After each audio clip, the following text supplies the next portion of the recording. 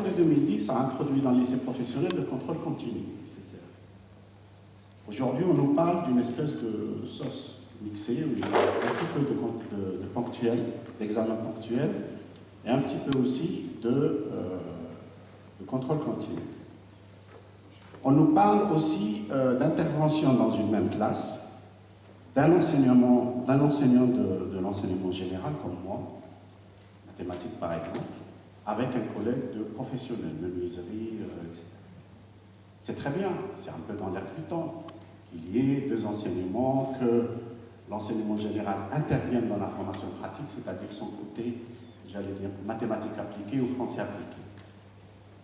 Derrière, se profile la disparition de certains enseignements, comme par exemple l'histoire-géographie, dans le lycée professionnel. Alors, je ne vous parle pas des effets que ça peut avoir sur la question de la citoyenneté, par exemple. La culture générale aussi de l'élève, du futur citoyen aussi, hein, ça a été soulevé par madame, disant, là, lire et écrire, avant on savait mieux, aujourd'hui on sait moins. Beaucoup de fautes d'orthographe, on le voit à tous les niveaux, dans tous les secteurs de l'administration, ou même des entreprises, du privé, dans la rédaction des textes, des mails, etc. Quel est le but de faire des réformes régulières, disons, en espérant qu'en changeant un programme, qu'en mettant une matière ou un enseignement, ou j'allais dire un chapitre à un niveau plutôt qu'un autre, on va améliorer la formation sur le terrain des jeunes Français. Il y a un pan dont on ne parle pratiquement jamais, c'est celui de la formation professionnelle. Moi, je trouve personnellement qu'en France, on est très en retard par rapport à d'autres pays. Pourquoi? Parce qu'on ne met pas on fait pas travailler en bonne intelligence l'éducation avec le secteur économique et industriel. C'est-à-dire qu'aujourd'hui, moi j'ai des jeunes à Saint-Fond par exemple, qui cherchent une formation. Il y a 2 jours avec mon collègue, on était dans un temps fort où il y avait la chambre des métiers, il y avait des jeunes qui étaient venus, il y avait à peu près une vingtaine, qui cherchent des contrats d'apprentissage, qui ne trouvent pas. Les écoles, ça existe, les CFA aussi. Donc la difficulté, ça n'est pas pour un jeune de trouver un centre de formation, on en a. La difficulté, c'est de trouver le contrat de travail qui va lui permettre de pouvoir suivre ses études là-dessus. Certains pays comme l'Allemagne sont entrés dans un travail au niveau du monde économique et sa mise en relation avec le monde éducatif beaucoup plus puissant et avec une vraie volonté politique que chez nous. Et nous avons des jeunes qui ne sont plus dans certains circuits qu'on a dans nos quartiers, monsieur le député, Afrizan, Chine, Arénis, etc. Et qui cherchent à pouvoir s'insérer économiquement dans la société. Par ces formations-là, on peut leur donner une chance, et malheureusement, il n'y a pas une synergie qui est créée entre l'éducation. On voit bien, on va faire une réforme en espérant que cette réforme va mettre les jeunes peut-être dans un dispositif, ça ne marchera pas. Tant qu'on n'a pas mis en adéquation et en symbiose le monde économique et industriel avec le monde de l'éducation, rien ne changera. La réforme de M. Blanquet, comme celle de celles qui l'ont précédée, n'apportera, à mon sens, absolument rien. Merci.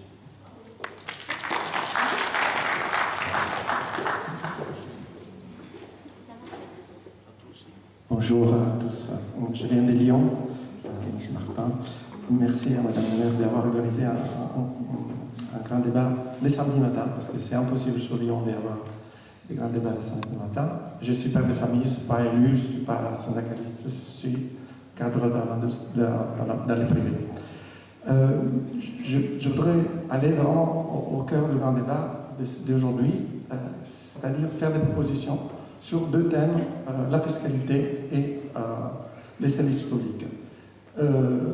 Pour la fiscalité d'abord, on a parlé des dividendes, des CAC 40, on a parlé de plein de choses, mais il y a une chose fondamentale qui est d'abord créer la richesse avant de la distribuer. Parce que si on veut distribuer une richesse et on ne crée pas, on se trompe. Donc il faut créer la richesse et puis il faut la partager. La partager par les salaires, et là il y a sûrement des politiques salariales qu'il faut qu'elles soient plus éthiques dans certaines entreprises, et ça, Je pense que peut-être il y a des choses à faire là-dessus. L'autre chose, pour partager, c'est la fiscalité. Et donc, restons sur ce thème de la fiscalité. Comment on peut faire en sorte qu'il y ait une fiscalité juste dans un monde qui est très complexe? Si on continue à appliquer des méthodes qui sont les méthodes des années 50-60, dans lesquelles il y avait des entreprises françaises, dans une frontière française, etc., on n'y arrivera pas. Il faut se rendre compte qu'on est dans un monde globalisé, dans les flux financiers, dans les entreprises. Moi, j'ai travaillé dans une entreprise qui est franco-canadienne. C'est ça, c'est une société qui est comme ça. Elle est implantée en France, mais elle est canadienne. Où va la richesse? Il faut qu'il y ait une fiscalité adéquate à ça. J'ai un téléphone, là, c'est une marque américaine, construit en Chine, avec des logiciels qui peut-être sont faits en France, peut-être sont faits dans d'autres pays. Pour moi, il faut une fiscalité pour certains secteurs qui soit liée au chiffre d'affaires. Il y a un premier pas qui a été fait sur la taxation des GAFA, mais il faut vraiment repenser de manière radicale la taxation des entreprises, parce qu'il ne faut pas que les entreprises partent de la France, ça c'est clair, mais il faut que là où on génère de la richesse, c'est là où il faut être imposé. C'est pas parce que j'ai mon siège social, je ne sais pas, au Luxembourg ou en Hollande ou à l'Irlande que je paye mon impôt. Non, mon siège social, c'est juste mon siège social, c'est rien à voir. C'est là où je génère la richesse qu'il faut que je paye les impôts. Point, stop. Que ce soit en privé, que ce soit en une entreprise. Parce que si je travaille en France et j'ai ma résidence fiscale en Suisse, et je paye les impôts en Suisse, et ça, c'est pas normal, c'est pas juste. Donc, tous les débats sur les FR et tout ça vont être, contournés par une taxation qu'il faut vraiment repenser pour les entreprises, là, je parle, et aussi pour les privés.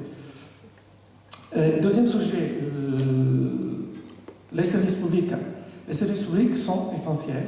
C'est la fiscalité qui les finance. C'est simple. Et on a parlé du 3%. Il y a, je pense, aucun dogme sur les 3%. C'est juste une question mathématique. Si votre dette monte à un rythme trop élevé, vous n'arrivez plus à la rembourser. Si le déficit de tous les ans dépasse les 4, 5, 6, 7, 8%, votre dette s'accumule.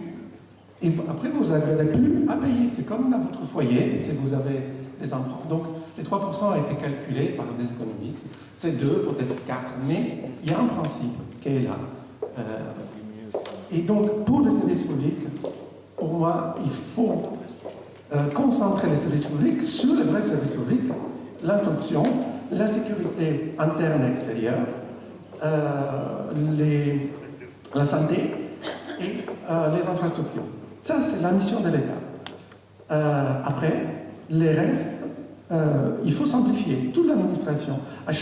Dans mon travail, chaque chose, il y a 40 000 administrations auxquelles il faut s'adresser. Et la simplification, que ce soit les millefeuilles administratives, que ce soit toutes les administrations qui tournent autour toujours des dossiers à faire, à remplir, etc., ça, il faut simplifier. Ce n'est pas du service public, ça. C'est juste une administration qui vient des années 50, 60, et qu'il faut repenser, là aussi. J'ai fini. Peut-être qu'il arrive que les députés dorment à l'Assemblée. Moi, personnellement, je reconnais que ça m'est arrivé une fois. En ce temps, c'est pas colossal, mais un jour, on siégeait jusqu'à 4h du matin, et où, des fois, c'est vrai que ça devient difficile. Mais effectivement, ça, c'est un peu des fois les problèmes de la télé, quoi. C'est que ça montre. Voyez-vous, l'Assemblée, elle commence en général ses travaux le lundi après-midi, et elle siège quasiment après-midi, soir, nuit, matin, après-midi, soir, nuit, comme ça, toute la semaine. Jusqu'à ce que le texte qui est en cours d'examen soit fini de débattre. Donc des fois, on va terminer le samedi à 3 à 4 heures du matin, on aura siégé comme ça, plusieurs nuits de suite. Donc, voyez-vous, il peut arriver que, à force d'épuisement, mais c'est quand même assez rare. Est-ce qu'il y a trop de députés? Oui, moi je le pense. Et je suis de ceux qui ont soutenu une des propositions du président de la République de dire qu'il faut réduire le nombre de parlementaires. Je trouve que 300 et quelques députés, dont une partie à la proportionnelle pour être fidèle à la représentation de l'opinion, serait mieux, serait préférable. Et c'est dans notre programme de travail. Ça sera fait, en tout cas dans ce mandat-là. Quelqu'un de parmi vous a parlé du financement des transports en commun. C'est vous, madame. Les entreprises financent aujourd'hui, par une taxe qu'elles payent, les transports en commun des salariés. C'est d'ailleurs au prorata de leur nombre de salariés qu'elles contribuent. Donc cet effort, il est déjà financé par les entreprises. C'est bien sûr quelque chose qu'il faut développer. On a la chance, ma foi, je dirais, d'être dans une agglomération qui est plutôt bien dotée sur ce plan-là, je vous assure. Allez à Marseille, par exemple, prendre le métro, vous n'avez plus de métro à 20 heures. Ça, c'est vrai. Vous avez une ligne de tramway. Donc, il y a des questions de volonté politique locale ensuite, qui sont à prendre en compte. On a, sur ce plan-là, je dirais, la chance d'être dans une agglomération qui est bien dotée. Et pour répondre à une autre personne qui parlait du millefeuille, ici, on a essayé justement de résoudre un peu ce problème, c'est-à-dire de fusionner ce qui était le conseil départemental et de la métropole pour n'avoir qu'une collectivité au lieu de deux, ce qui est théoriquement à terme, mais les choses là aussi ne sont pas tout de suite, va faciliter la vie des habitants, c'est-à-dire qu'on n'a plus qu'un interlocuteur, on en avait deux, bref, toute une série de choses comme celle-ci. Le dossier médical personnalisé, vous avez raison, monsieur. Je souscris parfaitement à votre idée. Je pense qu'il faut que l'État sache, et ça répondra à votre question, qu'est-ce que les services publics? Je pense qu'un État moderne aujourd'hui doit définir des objectifs, doit en déléguer la réalisation et évaluer, corriger s'il le faut, la façon dont ils sont atteints. Mais c'est des choses qui évoluent petit à petit. Et ce n'est pas vrai dans tous les domaines. C'est vrai dans celui de la santé, je pense. C'est pas vrai dans celui de l'éducation. L'éducation doit rester nationale, c'est-à-dire du ressort de l'État. Et il y a encore clairement dans ce domaine-là, le but, c'est d'appliquer des fois. Il faut des lois qui ajustent les choses. Il y a encore beaucoup à faire. Le parti qui a été pris depuis maintenant plusieurs années, c'est d'abord de renforcer l'acquisition des savoirs fondamentaux. Madame, quand vous dites qu'il n'y a pas eu de création d'emplois, j'ai moi adopté la création de 60 000 emplois d'enseignants supplémentaires dans le primaire, dans le mandat précédent, et c'est quelque chose qu'on continue, puisque le dédoublement des classes, on donnerait près de plus, relève de cette logique-là. Donc, le choix, c'est vraiment d'abord compter, lire, écrire, et c'est ce qui nous a conduit, dans la loi qu'on vient de voter, à rendre l'école obligatoire à partir de 3 ans. Tous les enfants, la plupart, mais tous les enfants n'allaient pas encore à l'école à partir de 3 ans. Vous voyez, mais 1% des enfants sur 800 000, ça fait quand même beaucoup. Et ça fait beaucoup trop. Donc c'est le parti que nous avons pris. Voilà très rapidement sur les... Il y a sans doute encore beaucoup de choses à dire. Merci Yves. Écoutez, moi je vais simplement clôturer ce débat et vous remercier par votre présence. C'était un débat très animé, où il y a eu quand même des sujets assez larges. Moi je voudrais revenir sur le... c'est vrai qu'effectivement, on remarque qu'il y a peu d'habitants des quartiers, mais voilà, c'est aussi un travail qui est à faire, peut-être des choses à faire remonter pour être au plus près, faire remonter cette parole, parce qu'elle est aussi importante. Je remarque aussi qu'il y a quand même des gens de l'extérieur. On est une métropole, et donc je trouve ça assez sympa et intéressant qu'aujourd'hui on vienne se déplacer à Saint-Fond pour pouvoir débattre sur ce grand débat.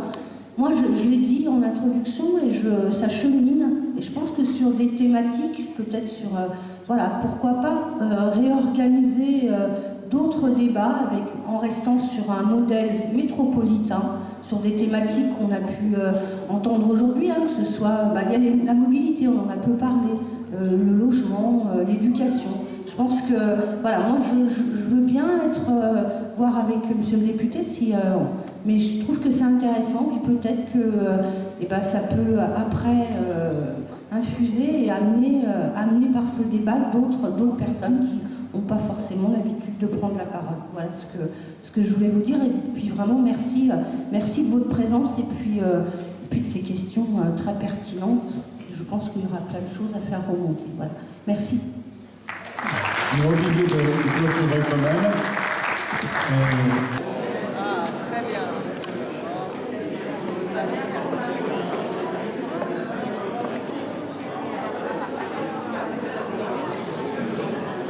Merci Romain. Et le